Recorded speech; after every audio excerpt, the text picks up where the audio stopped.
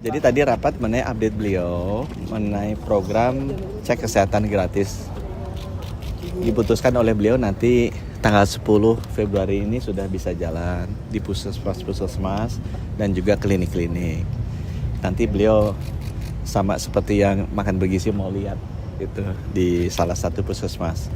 Ini kan diupdate juga bahwa ini adalah program yang menyentuh 280 juta orang kan. Jadi teman-teman pernah dengar program stunting kan? Stunting itu kan penerimanya 5 juta balita. Ada program imunisasi itu sekitar 70 juta yang menerima layanan ini.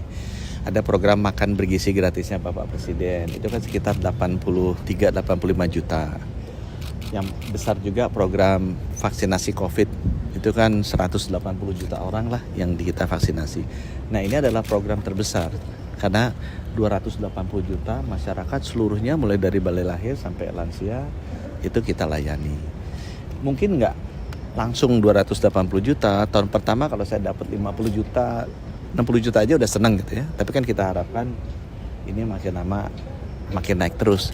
Dan di Kompas waktu kemarin keluar rating presiden tinggi kan nomor satunya tingginya gara-gara program kesehatan gratis ini. Jadi kita harus pastikan bahwa ini jalannya baiklah pesannya dari beliau. Nah ini akan dilakukan 2 grup ya. Grup yang pertama adalah usia di bawah usia sekolah, di bawah 6 tahun dan di atas usia sekolah. Itu nanti dilakukannya pada saat hari ulang tahun mereka plus 1 bulan. Khusus yang Januari, Februari, Maret boleh sampai April. Jadi ulang tahunnya udah lewat. Dilakukannya di mana? Di 10.000 puskesmas dan 15.000 klinik yang sudah bekerja sama dengan BPJS. Nah khusus yang usia sekolah itu dilakukannya bukan pada saat ulang tahun tapi pada saat masuk sekolah. Ya, pada saat masuk sekolah lakukannya di sana. Kenapa? Supaya nggak penuh puskesmasnya. Karena ini kan 280 juta orang. Nah tadi diupdate juga screeningnya tuh untuk yang bayi baru lahir ada 6, yang balita ada 8, kemudian anak-anak tuh 11 SD, SMP 13, SMA 12 jenis, dewasa 19, lansia 19 ya. Mungkin yang baru-baru misalnya screening jiwa. Kan dulu kita nggak pernah screening tuh. Sekarang screening jiwa tuh mulai anak sekolah SD udah kita screening. Karena kita juga hasil survei kesehatannya terakhir lihat bahwa ternyata banyak, 1 dari 10 kita punya gangguan anxiety atau depresi, gangguan jiwa. Jadi itu kita screening juga. Kemudian yang untuk yang sudah di atas 40 ada screening cancer, terutama yang 4 besar ya. Kanker payudara sama cervix itu untuk wanita kan ini pembunuh terbesar.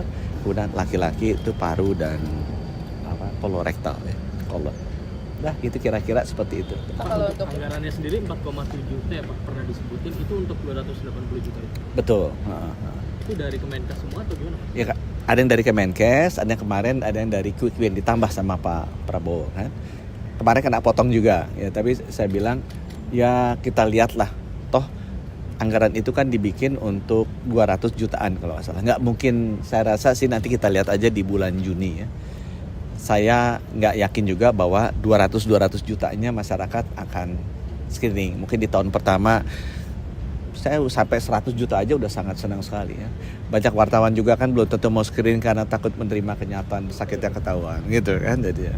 Apa ada kemungkinan ditambah Pak dari 4,7? Iya kalau kurang nanti kita minta. Dan beliau bilang bisa. Tapi apakah mau ditambah sekarang? Saya bilang nanti kita lihat deh. Kalau ternyata memang butuh kita minta tambahan. Karena memang sekarang kan prioritas spendingnya beliau juga sedang banyak ya. Pak, mengenai pemotongan anggaran itu bagaimana Pak dampaknya dengan kondisi Kemenkes, pelayanan seperti apa gitu? Oh, kebutuhan anggarannya udah ada kan? Kebutuhan anggarannya sebenarnya ada. Kemarin dipotong aja, kan banyak kementerian lembaga kan juga dipotong. Tapi kalau buat saya nggak apa-apa juga, kita lihat dulu. Karena kan anggarannya kita bikin kan untuk 200 jutaan.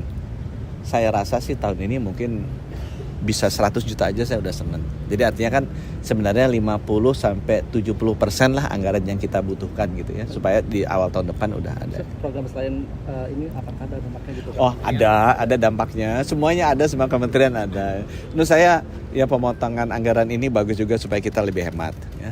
Cuma nanti kita lihat mana yang benar-benar kita bisa hemat, apa yang benar-benar mengganggu masyarakat. Saya rasa pemerintah juga tahu kok, kita nggak ingin agar layanan-layanan yang mengganggu ke masyarakat itu kepotong. Saya rasa nanti akan ada, bisa lah kita diskusi untuk menambah kalau misalnya memang ada yang sangat dibutuhkan oleh Kemenkes masyarakat. sendiri, Pak, bidang apa yang mungkin akan terkena efisiensi, teman, yang tadinya ada kegiatan yang dihilangkan atau apa, Pak?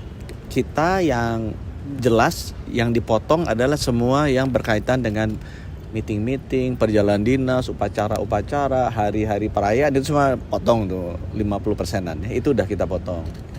Tapi sekarang karena pemotongannya cukup dalam, nah kita lagi cari lagi di mana perjalanan dinas. Kemarin mau, ya udah nih eselon 1 udah terbangnya jangan pakai bisnis kelas deh gitu kan, pakai ekonomi aja sama kayak wartawan gitu.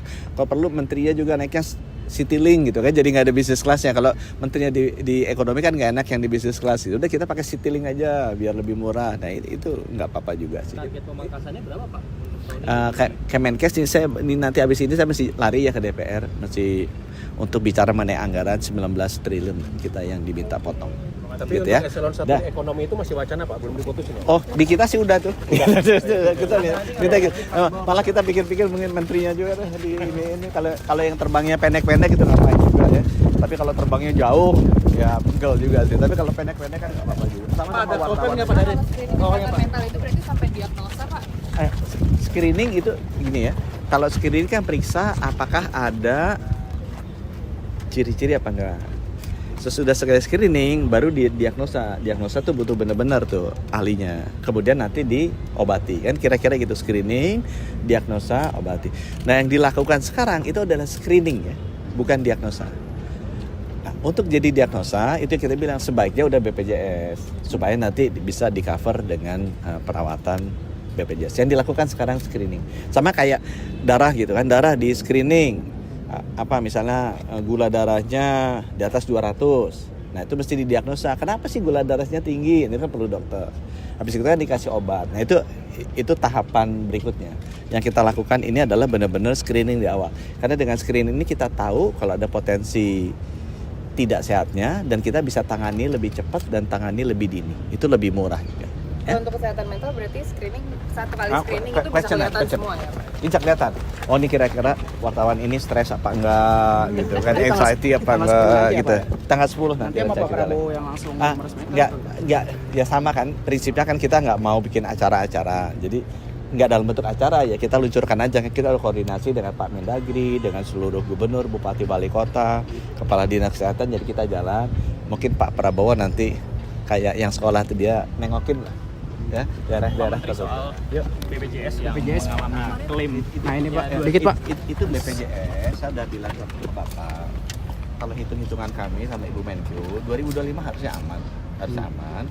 Di 2026 kemungkinan masih ada adjustment dari tarifnya, dan saya minta waktu ke beliau nanti kalau hitung-hitungannya sudah pas mau menghadap dengan Ibu Menteri Keuangan untuk menjelaskan. Ada penyesuaian tarif nggak? Rencananya Di itu 2026 itu ya Pak?